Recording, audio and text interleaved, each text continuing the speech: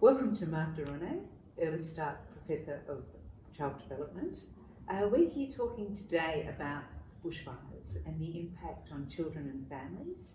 At the beginning of this year, we experienced great devastation with the bushfires across Australia, and we experienced them here in New South Wales. So can you just tell us a little bit about that situation and how that impacted on children and families? Yeah, well, I think as most Australians know, these bushfires were unprecedented, and they were very much the focus of all our attention before COVID-19. What happened was that many communities across a huge geographical area were subjected to something really quite terrifying, which was the prospect of these fires ripping through their communities and their towns. And for many individuals, there was direct loss from the fire. And for many, there was that experience of acute fear, which shook people's sense of safety and security. Now that transmits into the early childhood environment, and it transmits in many ways. We can think about different levels. We can think about the existential threat. Are we going to be burnt by fire? So we're going to lose our service. Thankfully, I think only one service was actually lost, so that's a good thing. But those services are run by people who might have experienced loss themselves, or be very close to someone who's experienced a direct loss. Then there are the families, and they will have had direct experiences and lived through those fearful times. It's easy to underestimate how fearful that time was. Think of those black skies, zero communication, not knowing if you're going to live or die. Those are the sorts of experiences that are fertile for creating trauma. Doesn't mean that everyone who goes through it will have trauma, but they're fertile circumstances for creating trauma. And it went on, didn't it? And then it came back. So from a child's point of view, all these things in the world that they take for granted have shifted. And this is what we need to understand about children's sense of safety and security. Largely, it is founded in or established on the predictable routines, places, and people, particularly people. And it's informed by how those people are managing those circumstances. Now, if suddenly children have been exposed to this threat directly, but also through the eyes of the adults, and through the emotional reactions of the adults, and the fear of the adults, and then they pick up quite profoundly that something is wrong.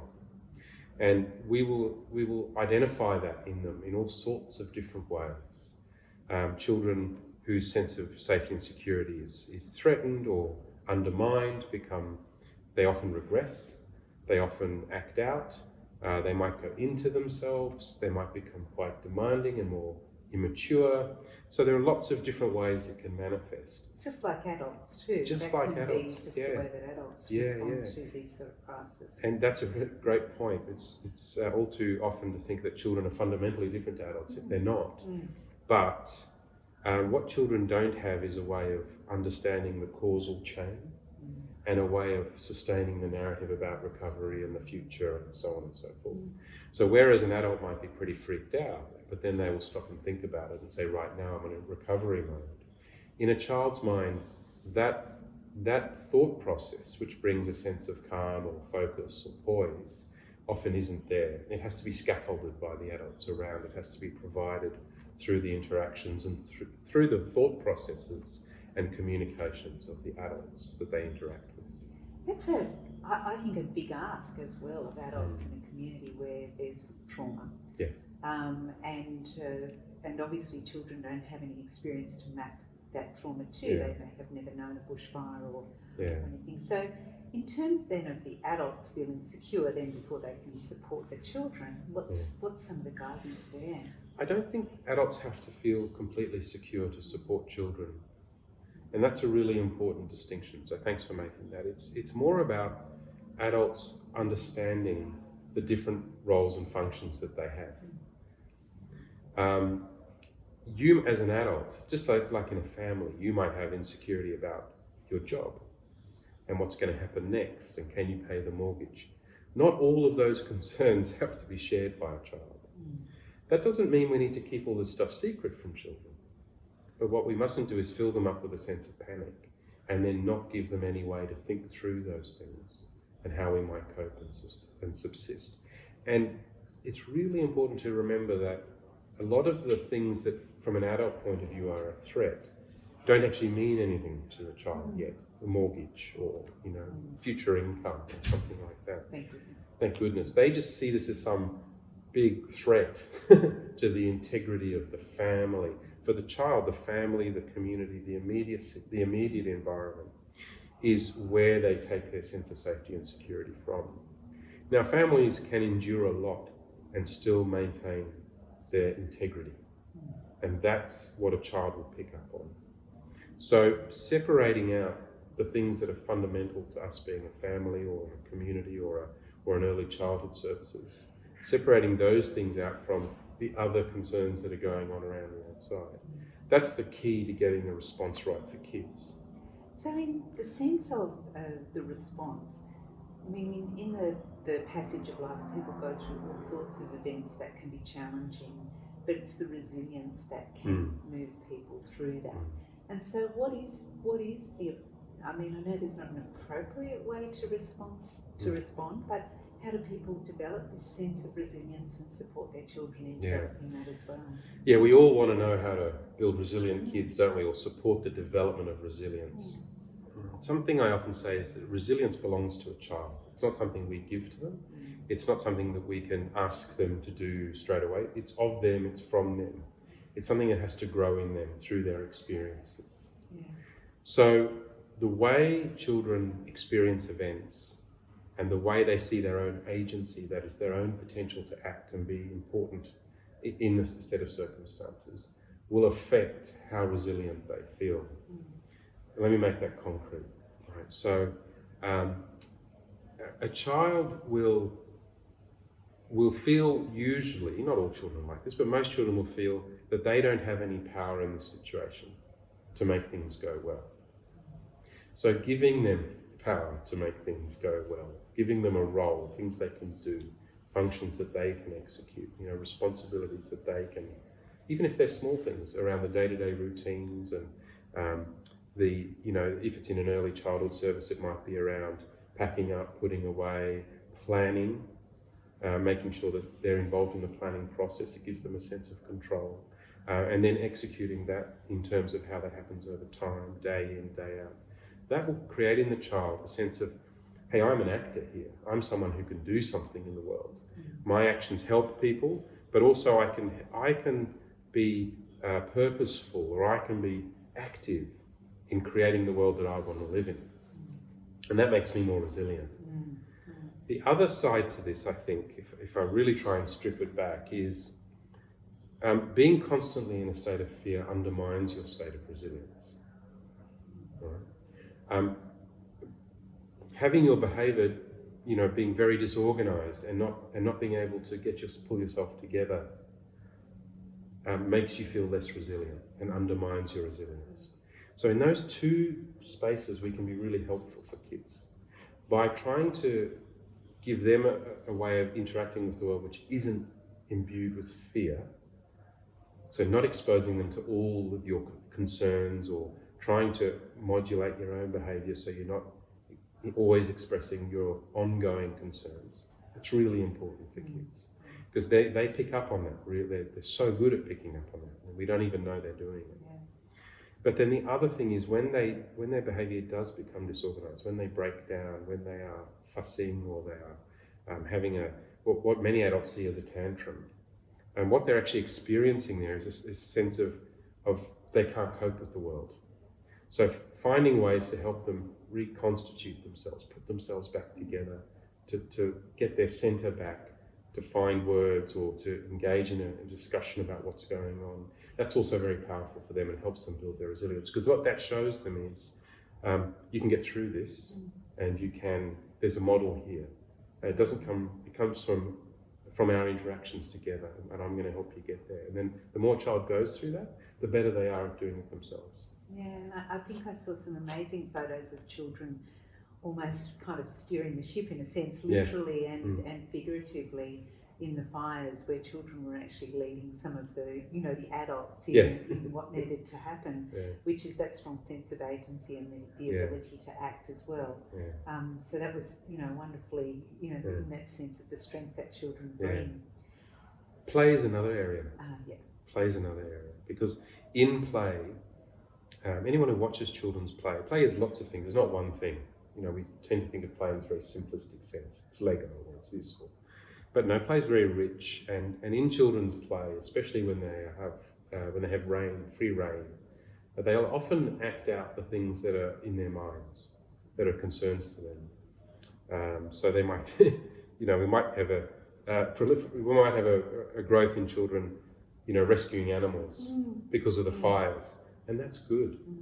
That's good. What a child is doing through the play enactment is expressing some of their concerns or their worries or their preoccupations, but they're doing it in an active way, because in play, in pretense, they kind of own that and they can dictate the way it goes, and you can actually join in with them, and you can further empower them to play through that scenario in a way that has a good resolution or brings about interesting consequences and interesting conversations, and gives them further opportunity to kind of to get the inside out, to bring out the things that are concerning to them. Adults often want to talk explicitly about something. They want to say, I feel scared because I was worried that all the animals would die. But it's very hard. A child can't say that usually. There are very few kids who have that ability. But they can show you in their play that was their concern. And we can respond to that in the play that we do with them. So it's adults being very tuned into the play of children and reflecting on that. And I think early childhood educators particularly are very good at that observation and reflection. So in terms then of support and resources that might be available for people to explore more of these issues and explore issues specifically around the bushfires, Early Start has developed a website in partnership with the New South Wales Department of Education, and this is focused on the sort of resourcing and support that might be available, not just for those that have experienced bushfires, but maybe to understand that experience as well. So can you tell us about the website? It's more than a website, obviously, because there's so much there, but just you can talk about that. Well, just on that point, there's so much there. There really is so much there. And not all of it is something that Early Start created. There's been some really good work done around helping communities, educators think about how to respond to children who've been in traumatic situations, including natural disasters. So Emerging Minds has done some beautiful work. BU has done some great work. The Raising Children Network has some great resources. So there are good resources out there. But the thing that we realised was, if you're actually an educator in a service and you're working in a community that's been affected by bushfire, you've got children there whose behaviour you're struggling to understand, and you're trying to do all that in real time, you probably will find something that speaks directly to you more engaging and more useful in the immediate term. And that informed our thinking about building this website and this resource. So we wanted to do two things. We wanted to bring all those existing and very high quality evidence-based resources together and give people access to them. But then we wanted to put a layer on top of it, which was built for the early childhood sector. People speaking directly to you in very discrete thematic bursts linked to the relevant resources, and a cross-section of people. So we have a clinical psychologist there who's very senior and very experienced, talking about trauma. But we also have the director of our early years program talking about practice, and trying to put a lot of these ideas into a practical kind of framework that can be included in your planning and how you're thinking about responding to your children. We have a director of a service. We have a service from Coolah in New South Wales who experienced the St. Ivan's bushfire, which was a catastrophic fire in 2017. So they've been through this, and they're talking about what they've learned, what they got right, what they got wrong. It's very human. It's very clearly relevant to you as an early childhood educator. And behind it all are those resources. so you can dig further and you can find the things that are relevant to you. So we hope that just engaging with the webpage is an enriching experience, but that if you want to go further, it gives you the keys to do that as well. What would you click on first in that website, just as a good entry point to start thinking about? Well, we put the cooler preschool first because, of course, it's so relevant to every early childhood service, especially in a regional setting. They've been through this, they know how it feels, and they're talking from first-person experience. And they're a community, and they talk about those things. So I think looking at the cooler experience. But also, one of the contributors we have there is a guy called Craig Mashman, who's a UN man and also a firefighter, Fire and Rescue New South Wales. And he's not an early childhood educator, but he's a community-minded not person. All great people. No, it's true. But he's a very community-minded person, and I found it personally very engaging to hear him talk about fire through his eyes, both as a firefighter, but perhaps more importantly as an Aboriginal man, and in terms of the impacts for Aboriginal children and communities, to see that through his eyes. So that was very powerful. And, I think, I don't think you can go wrong on this page. I think they're all pretty sound. Yeah. So not everybody experienced bushfires in this way, but everybody was in some way had some connection or some experience with them, even just from observing it. So it is a value, and it's also a value in jumping in and finding out about other people's experiences. Right now we're experiencing another traumatic situation, which is the COVID-19 situation, which we've talked about before in terms of supporting children's emotions. Are there things on that site that could be of value at this time? Yeah, I think the principles underlying this webpage are very sound. And, if you go back to the early years learning framework, being, belonging, becoming, children need a place where they can be themselves, where they can discover themselves, where they can be confident in themselves, where they feel secure. You can't learn if you're full of anxiety. It's a block to learning. So these thoughts and ideas about how you restore a sense of safety and security, they're not specific to one kind of event, although I would say certain events bring up certain challenges. And I've already seen early childhood services responding in magnificent ways to COVID-19. I got told by my 4-year-old the other day that I needed to social distance because of the virus. She didn't want me sitting so close to her. So, the service that she goes to has already started to show children how their actions help protect people, washing their hands, stops people from getting sick. Sitting a certain distance away, it means that they're more likely to protect each other. And so there are topics which are specific, and there are topics which are universal and always important. And that's why we went, in creating the bushfire resource, we went for this restoring a sense of safety and security. Creating a sense of safety and security is quintessentially important to having an environment where children can learn and flourish. And so many of those principles come through. And I would have thought many of those perspectives expressed in that website and through that resource are universally applicable, especially the stuff around families. And the cooler preschool in particular, and also one of the early start contributors, were very clear. So that was Kim Stoutsley. They were very clear on to take the next step is to engage well with the family. To do better is to understand the family better. Right? And that partnership and the importance of the partnership between families and early childhood services is brought to the surface in these kinds of events. And so for me, that's one of the universal things. It's not that it's important just because of the bushfires. It's always important. Yeah. But we get to see how important it is because of the bushfires. Yeah, and it is that deep listening and reflection on what you're hearing as well, isn't it? Yeah, acceptance. Yes. Not being judgmental, and having a sense of wanting to establish a partnership. Wonderful. Thank you, Marc. It's a pleasure.